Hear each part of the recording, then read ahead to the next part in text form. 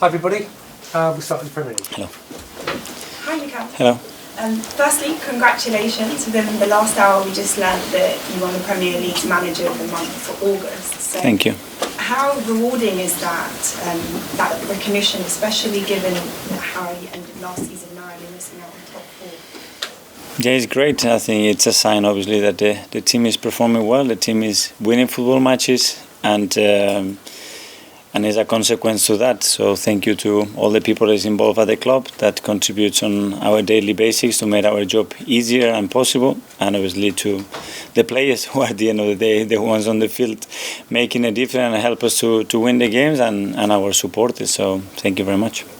Can we get some team news, please? Are there any updates in particular on Thomas Partey, Zinchenko? Unfortunately, the updates will be tomorrow when we have the last training session, and today is not much to give. Now, when you play on Sunday, it'll be the first game since your Europa League fixture against FC Zurich.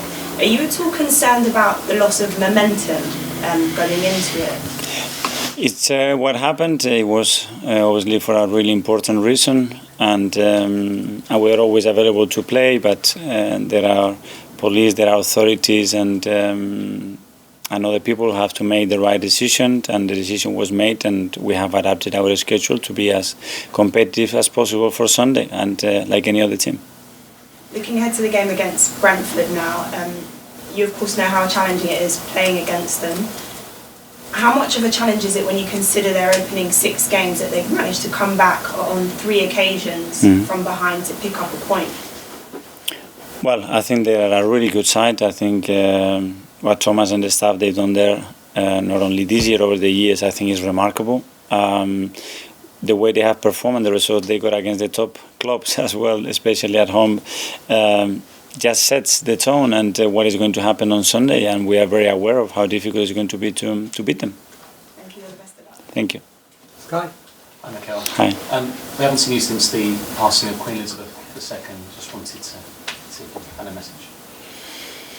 Well, that I think it's phenomenal what the country has done. I think it shows the level of respect and admiration and the legacy that the Queen has left in the lives of so many. And I think it was very emotional, and coming from a different country culture to see that reaction, it was pretty special. So I think it tells a lot about who she was and what is left behind her.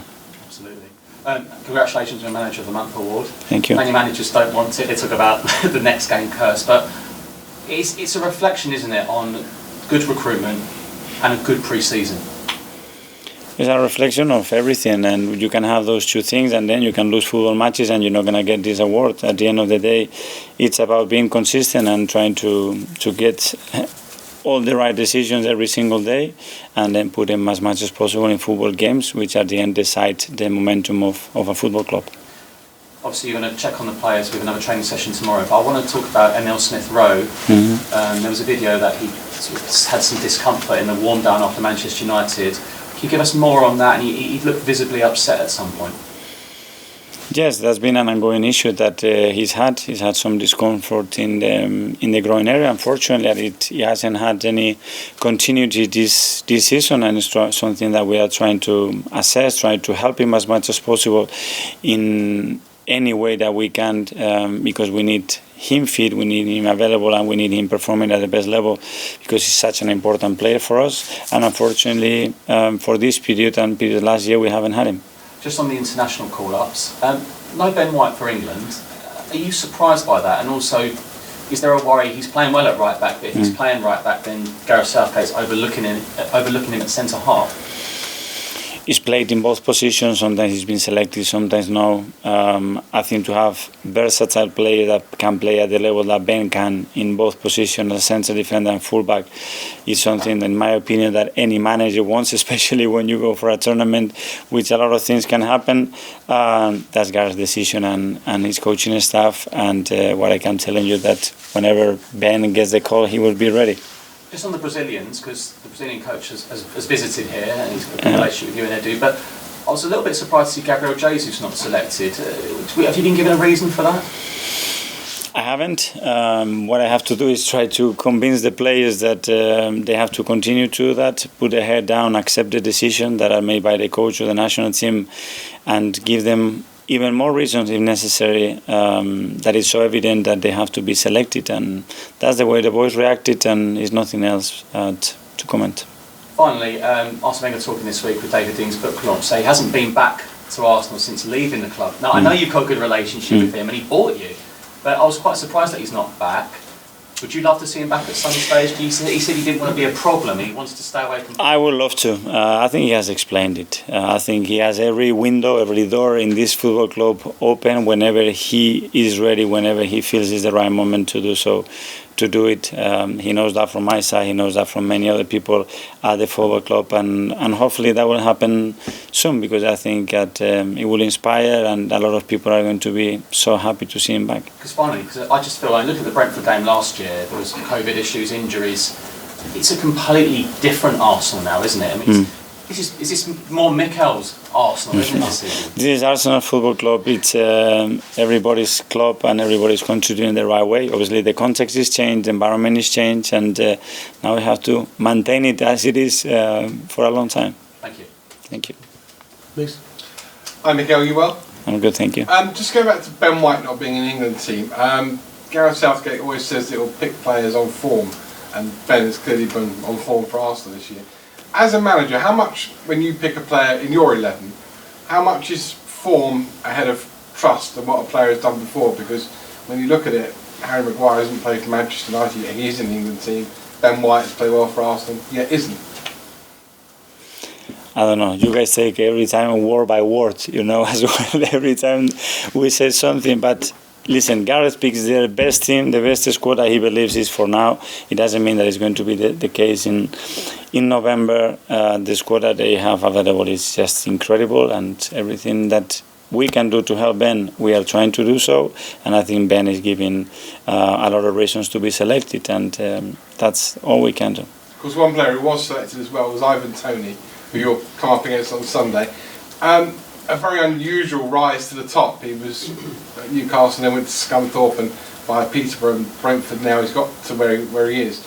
Just give us an idea of how you rate Ivan Toney. I think it's a great story. I think this country has had stories like this in the last few seasons. The same with Jamie Vardy and how that happened. I think it's extraordinary. That means that, again, the opportunities are open for everybody. That is just about showing consistency, showing quality and belief. It can happen at any age. It's not something that is determined already, that if you don't go through that phase in that period of your life, you cannot become a professional player, a top player, an international player. So I think it's a great thing again. Is it a typical English story? Would it happen in Spain? I don't know. I cannot think about stories like this that have been after so successful like that. But I don't know. It's maybe something to think about. What about your opposite number on Sunday, Thomas Frank? I think he's done an incredible job. Himself, the coaching staff, and I think the club, the clarity, the philosophy and the vision that they had, and how they have executed, how they are constantly evolving it. I think they deserve a lot of credit for what they do.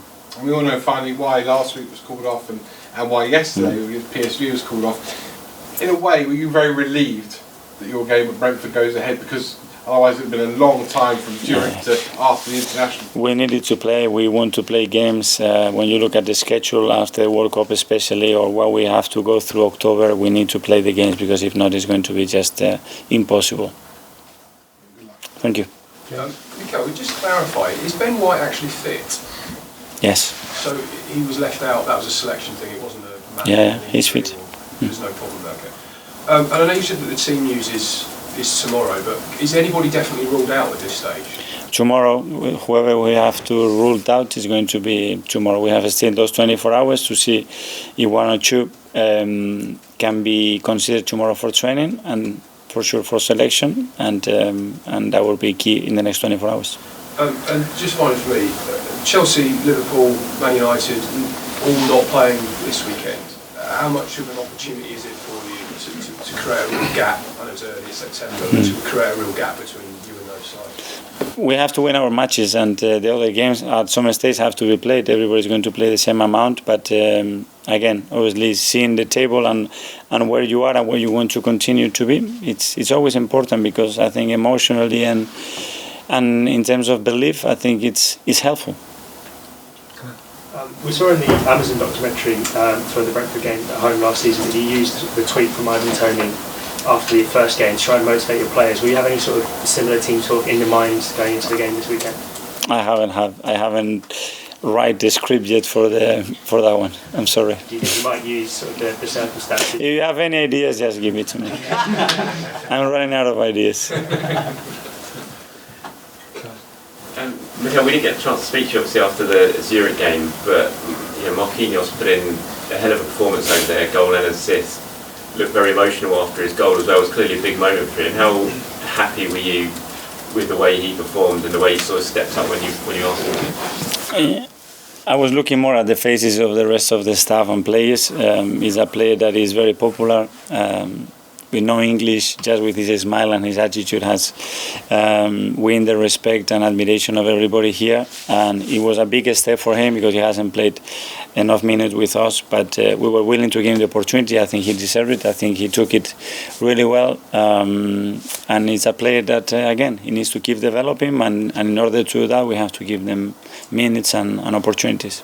So we've not seen him in the Premier League yet, but that was a sign that he's clearly getting to the stage where he's going to be ready to compete. We want to build the steps, and when we have asked him to play with under 23, he's done incredibly well. His attitude, always by every coach and player, has been seen as it cannot be any better, and that's what we expect from the player. So that's why he got the chance against Zurich, and he might get another chance very soon.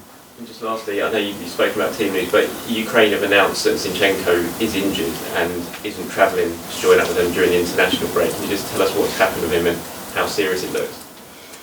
Well, again, we have to wait till tomorrow to make that decision where he was on that moment, and what we have decided to do for International Week doesn't mean that we're going to decide the same for the weekend, so it's something that we will address tomorrow.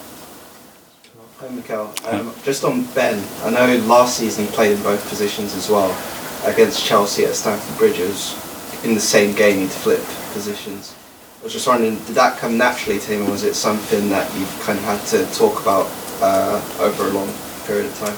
Not long, obviously it needs talking, because when you are thinking about doing something to maximize the resources that you have in the squad and to have some connection, there are some other options to play the way we want to play. You have to have the certainty that the player is happy to do so, that he feels capable of doing it, because if not, it's just a waste of time. So that has to go both ways. I had those discussions with Ben. He's always been very open. I think he's really enjoying playing in that position. That's why he's been doing so well, and I think it's great for him at his age to be able to play in other positions. And with him and Tomiyasu, would it be a case of who suits an opponent more, or would it depend on what you want to do? Both can play centre defender as well. Tommy has been playing left centre back for the national team in Japan. When you look at his games, he's great. He can play as a left back because you could not tell if he's right or left foot player. So we have the options there, and we have to utilize them the best possible way, especially with the amount of minutes that we're going to have in the next few weeks. And it's great that players are comfortable doing more than one position. Mark? Mikel, just going back to what Kai asked you about the Ivan Toney tweet last year, do you see that as a bit of banter, or did you find that quite disrespectful to you and your players when you saw that tweet? Anybody can write whatever he wants, and I'm here to judge it, to read it if it's necessary, and use it in the way that I believe is most powerful. Would you be happy if you've seen your players to send tweets like that about opposition? I try my players to act in a certain way, and I'm happy the way they act. That's the end of the live section. Do a split now for 10:30 tonight.